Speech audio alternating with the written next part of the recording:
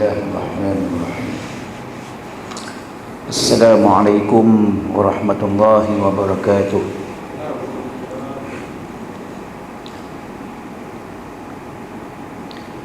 Alhamdulillahi rabbil alamin. Wassalatu wassalamu ala asyrafil anbiya'i wal mursalin Sayyidina wa maulana Muhammad wa ala alihi wa sahbihi ajma'in. Subhanaka la ilma lana illa ma 'allamtana innaka antal alimul hakim. Rabbi shrah li sadri wa yassir li amri wahlul 'uqdatam min lisani yafqahu qawli, amma ba'd.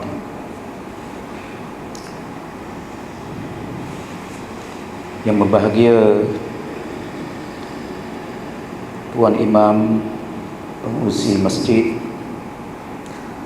Barisan EJK, Muslimin dan Muslimat yang dirahmati oleh Allah Subhanahu wa Ta'ala sekalian. Pada malam ini insya-Allah kita akan membicarakan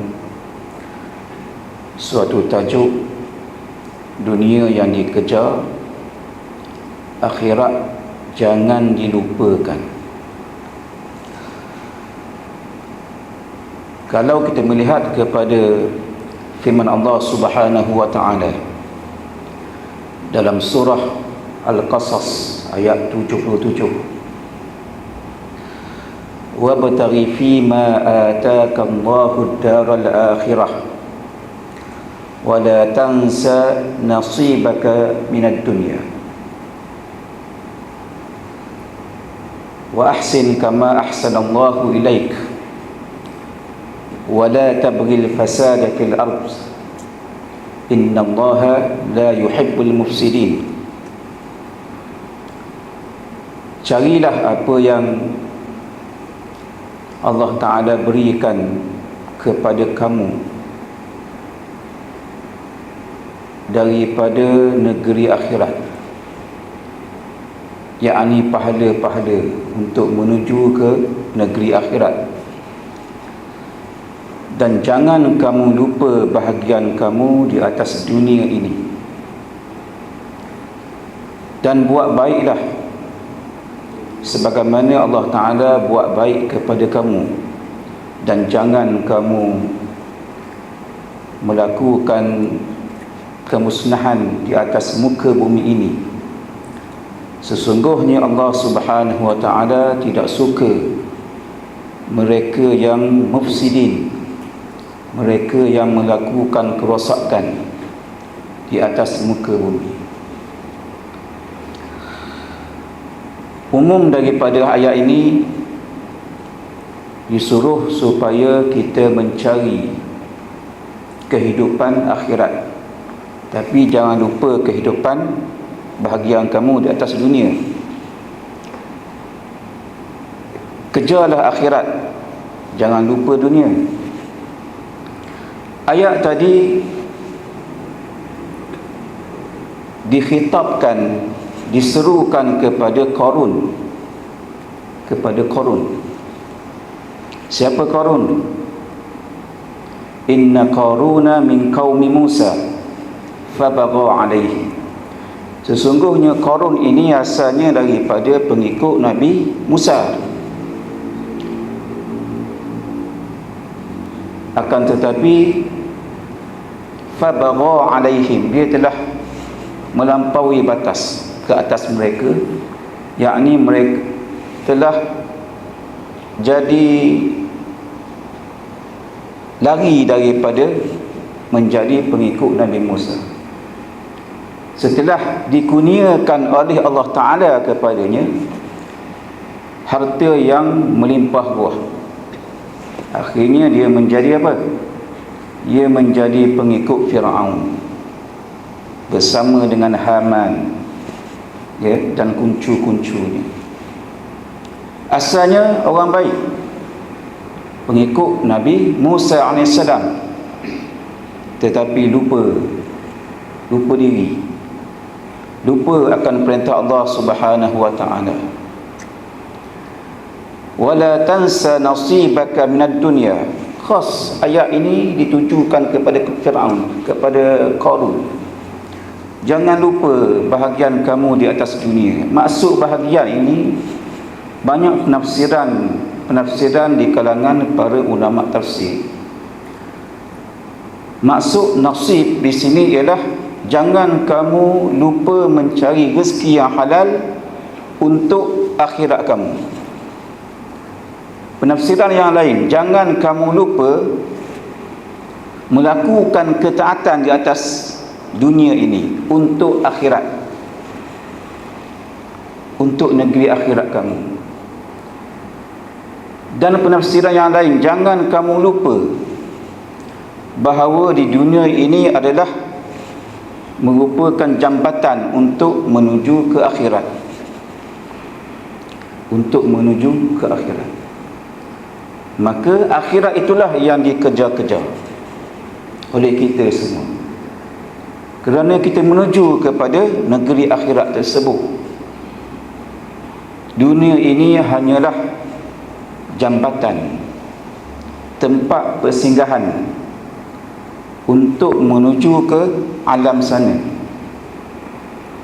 Kerana apa yang kita miliki tak kekal. Apa yang kita ada akan habis. Apa yang kita makan jadi apa? Najis. Apa yang kita infakkan untuk jalan Allah Ta'ala atau menggunakannya untuk mencari ketaatan kepada Allah Ta'ala, sama ada memberi nafkah kepada ahli keluarga, sama ada untuk digunakan untuk diri kita, untuk menambahkan ketaatan kepada Allah Subhanahu Wa Ta'ala sebagai jambatan, maka itulah yang kekal, yang akan bersama-sama dengan kita di akhirat nanti. Dalam hadis Nabi sallallahu alaihi wasallam menggambarkan, i'mal di dunyaka ka'annaka ta'ishu abada. Hendaklah kamu beramal untuk dunia kamu seolah-olahnya kamu akan hidup selama-lamanya. Wa'mal li akhiratika ka'annaka tamutu ghadan. Dan hendaklah kamu beramal untuk akhirat kamu seolah-olahnya esok hari kita mati. Maknanya apa? Kita bersungguh-sungguh mencari rezeki di atas dunia untuk mencapai negeri akhirat, mencari ketaatan di atas dunia ini mengikut penafsiran yang lain untuk negeri akhirat. Sebagaimana kita tekun beramal untuk akhirat kita, seolah-olahnya esok tiada lagi bagi kita. Ka'annaka tamutu ghadan, seolah-olahnya kamu mati pada esok hari. Inilah yang disebut oleh Nabi sallallahu alaihi wasallam. Ya. Dunia-dunia dah, tetapi akhirat jangan lupa. Ataupun sebaliknya, ya, akhirat yang hendak dikejar oleh kita, dan itulah matlamat utama. Tapi jangan lupa bahagian kamu di atas dunia dari segi kewajipan kamu terhadap diri kamu, terhadap ahli keluarga kamu, dan terhadap masyarakat. Ada juga masyarakat, bukan kita je, bukan ahli keluarga kita sahaja, tetapi kepada masyarakat, iaitulah kita bersedekah ataupun menunaikan zakat. Ada bahagian-bahagian untuk hamba-hamba Allah Subhanahu wa ta'ala. Maka kadang-kadang kita menyebut harta karun, harta korun, ya, bukan harta tu milik dia, ya, cuma menggambarkan. Mungkinlah orang zaman dahulu, wallahu alam, nak gambarkan tentang korun ini, biar kita tertanya-tanya, korun tu apa dia, karun tu apa dia. Maka diceritakan diceritakan kepada kita. Kita mengetahui tentang selok-belok sejarah Qarun yang asalnya daripada pengikut Nabi Musa AS. Tetapi oleh kerana lupa tentang tanggungjawabnya sebagai seorang Muslim, sebagai pengikut kepada Nabi Musa AS, Allah Ta'ala balikkan hatinya, kufur kepada Allah Subhanahu wa Ta'ala. Jadi kufur kerana harta. Kerana harta. Dengan harta yang bertimbun-timbun yang diberikan oleh Allah Ta'ala kepadanya, dia tidak menggunakan harta itu untuk jalan Allah Subhanahu wa Ta'ala. Akhir sekali, sedikit demi sedikit keadaan hidup dia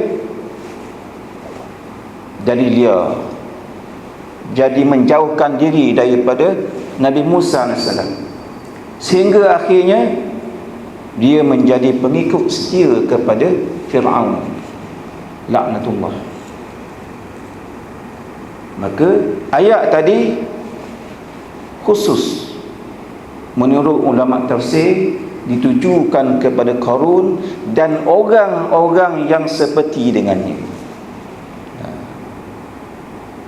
Kerana apa? Al-ibratu bi'umumil lafz. Ibrah, pengajaran itu diambil daripada lafaz yang umum. Maka ianya menjadi suatu pengajaran kepada kita. La bi khususis sabab, bukan sebab yang khusus. Nampak sebab nuzulnya kepada Firaun, kepada Qarun, maka terlepaslah kita. Tak. Ia menjadi pengajaran sepanjang zaman, sehingga zaman Nabi Muhammad sallallahu alaihi wasallam menjadi pengajaran kepada kita. Cari akhirat, cari. Ya. Jangan lupa dunia. Dengan makna yang pelbagai, penafsiran yang pelbagai. Jangan lupa dunia dengan makna melakukan ketaatan di atas dunia ini. Sama ada ketaatan itu dari segi mencari rezeki yang halal, nafkah yang wajibah kepada ahli keluarga kita, kepada mereka yang berada di bawah tanggungan kita, dan kepada orang lain, iaitulah diberikan zakat kepada orang lain daripada harta kita. Ya. Tetapi Qarun dalam ayat yang ke-78 menyebut apa? Innama utituhu ala ilmin indi. Bahawasanya diberikan kepada aku harta yang melimpah ruah itu, ya, ala ilmin, kerana ilmu pengetahuan yang ada pada diri aku, bijak aku, pandai aku. Sebab tu aku kaya. Tak? Sebab tu aku kaya. Ya. Kerana pandai aku berniaga, pandai aku cari pitih. Ya. Dia lupa akan Allah Subhanahu wa Ta'ala. Ya. Ini harta aku lah. Ya. Orang lain tak berhak. Seolah-olah begitu. Ya. Sombong, mustakbiran, qauluhu mustakbiran, disebut begitu dalam tafsir. Dia menyatakan dalam keadaan sombong, takabur, bahawa harta yang aku miliki ini kerana kebijaksanaan aku, kepandaian aku, kerana aku ada ilmu tentang bisnes, maka aku jadi kaya raya sekarang. Dia lupa akan Allah Subhanahu Wa Taala, yang akhirnya sedikit demi sedikit dia lari daripada petunjuk Nabi Musa AS. Dilarakan dengan dunia, dengan harta benda yang bertimbun-timbun. Mungkin di kalangan kita tidak adalah harta yang bertimbun-timbun begitu, ya. Tapi kalau diberi, wallahu a'lam, kita pun tak tahu. Saya pun tak tahu diri saya sendiri, ya. Kita tak tahu macam mana, ya. Kerana hati ini sentiasa berbolak-balik, ya. Sekejap ke kiri, sekejap ke kanan. Ya. Berbolak-balik. Cuma kita nak istiqamah kita menuju kepada ketaatan untuk istiadat, untuk penyediaan negeri akhirat kita. Itulah yang kita nak. Itulah yang kita mahukan daripada kehidupan dunia ini. Biarlah segala kerja buat kita untuk akhirat semata-mata. Walaupun pada masa itu kita buat kerja dunia, cari rezeki, tetapi untuk mencapai negeri akhirat, untuk mencari keredaan daripada Allah Subhanahu wa ta'ala. Kerana ada di kalangan sebahagian umat Islam, apabila diberi harta yang melimpah ruah, dia sedikit demi sedikit lalai dengan kehidupannya, lalu dia melengahkan urusan-urusan fardu. Sembahyang dilengah-lengahkan. Asalnya solat 5 waktu di masjid secara berjamaah, ya, kemudian berkurangan 3 waktu, 2 waktu, 1 waktu, akhirnya langsung tak nampak muka. Tak nampak muka di masjid ataupun di surau. Ya, kenapa? Sibuk. Padahal lalu depan surau, depan masjid, tak. Akhir sekali kita takut terpesong lebih jauh, sehingga melibatkan kepada akidah.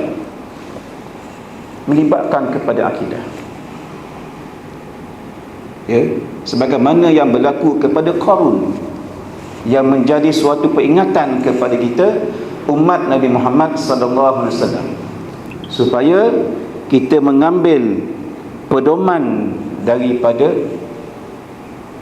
peristiwa tersebut. Cari dunia, tapi jangan lupa tentang negeri akhirat. Bahkan sebaliknya, carilah akhirat itu. Itulah yang asalnya. Sebagaimana Al-Quran menyebut begitu, tak? Cari akhirat dulu, jangan lupa dunia. Bahagian kamu begini daripada rezeki dan sebagainya. Tetapi banyak saya lihat kepada penafsiran di kalangan ulama tafsir, maksud cari bahagian daripada dunia ini, jangan lupa bahagian kamu di atas dunia, ialah cari ketaatan di atas dunia untuk akhirat. Bukan semata-mata cari rezeki je, tak? Ya. Kemudian ada jugalah penafsiran yang lain yang menyebut carilah rezeki yang halal, tapi li akhiratik, untuk akhirat kamu, ya, untuk digunakan untuk negeri akhirat, bukan hanya untuk peribadi semata-mata, ya, yang kaya bertambah kaya, tetapi untuk negeri akhirat. Kerana kita melihat Nabi Muhammad SAW dan para sahabat, kita lihat sejarah mereka sebenarnya kaya, kecuali sirah menyebut Ali bin Abi Talib miskin. Dia ni miskin, ya. Ditakdirkan begitu. Kaya miskin ni takdir qada daripada Allah Ta'ala. Tak. Hatta Nabi SAW, ya, ada ulama yang mengkaji sekarang ni harta dia berjuta-juta, tapi sebab apa dia hidup dalam keadaan yang miskin, rumah kecil je. Kalau kita tengok carta yang dibuat, tak, bilik-bilik apa ni, azwaj, isteri-isteri Rasulullah SAW, kecil je, ya. Bilik dia kecil je, bilik Aisyah, ya, bukan rumah, bilik je, macam bilik, ya. Padahal dia kaya, harta benda dia banyak. Harta benda yang dia guna diberikan kepada orang. Bahkan dia berdoa di dalam doanya yang masyhur, Allahumma ja'alni miskina, jadikanlah aku, wahai Allah, seorang yang miskin, maka kehidupan dia, perilakunya macam orang miskin padahal dia kaya. Ya. Adakah kita boleh kata ini adalah kufur nikmat? Ya. Ni kufur nikmat, kaya-kaya lah. Tak. Tak. Tetapi dia isar. Faham tak isar? Maknanya dia mengisarkan, dia melebihkan, mengutamakan untuk diri dia kemiskinan, hidup miskin. Sehingga dalam hadis menyebut, ya, 2-3 hari tidak berasap dapur rumah Nabi sallallahu alaihi wasallam, rumah Aisyah, ya, radhiyallahu anha, tak berasap dapur. Ya, berlaku sebab apa? Nabi SAW nak begitu untuk diri dia. Ya, setiap hari orang datang minta bantuan, berilah ya Rasulullah, berilah harta yang Allah Ta'ala berikan kepada kamu. Beri. Seorang kemudian balik, yang lain mari pula. bagi sehingga tak ada apa. Ya, macam wakil rakyat. Ya, wakil rakyat, orang ni minta pukul 2 pagi telefon. Ya, bahkan lebih teruk daripada itu lagi. Ya, diberi. Sehingga datang sahabat yang lain, badui yang lain datang, ya Rasulullah, berilah harta yang Allah Ta'ala berikan kepada kamu. Maknanya salahnya dia tahu Nabi SAW itu ada harta lah. Ya, ada harta. Ya, dia kata tak ada apa dah. Baginda SAW menyebut tak ada apa dah. Ya, cuba kamu tanya Sayyidina Ali. Mau pergi rumah Sayyidina Ali, tanya Sayyidina Ali. Ya, rumah Sayyidina Ali dekat dia. Ya, bersebelahan sahaja dengan rumah Aisyah radhiyallahu anha, dekat. Inilah yang berlaku kepada diri Rasulullah sallallahu alaihi wasallam. Ya, begitu juga para sahabat kaya. Tapi kaya mereka untuk Allah dan Rasulnya sallallahu alaihi wasallam. Sehingga Abu Bakar Siddiq radhiyallahu anhu menginfakkan seluruh harta bendanya untuk jalan Allah Subhanahu wa taala. Ya, sehingga sahabat hairan, semua sekali. Seolah-olahnya rumah dia semua sekali, harta benda dia diinfakkan keseluruhannya. Kalau kita baca, sedih dengan keadaan. Sebab khidmat mereka kepada agama Allah, kepada Allah dan Rasul, memang tidak ada tolak bandingnya. Ya, tolak bandingnya. Iman mereka yang tetap teguh, ya, kepada Allah Subhanahu wa taala. Inilah yang berlaku di kalangan para sahabat.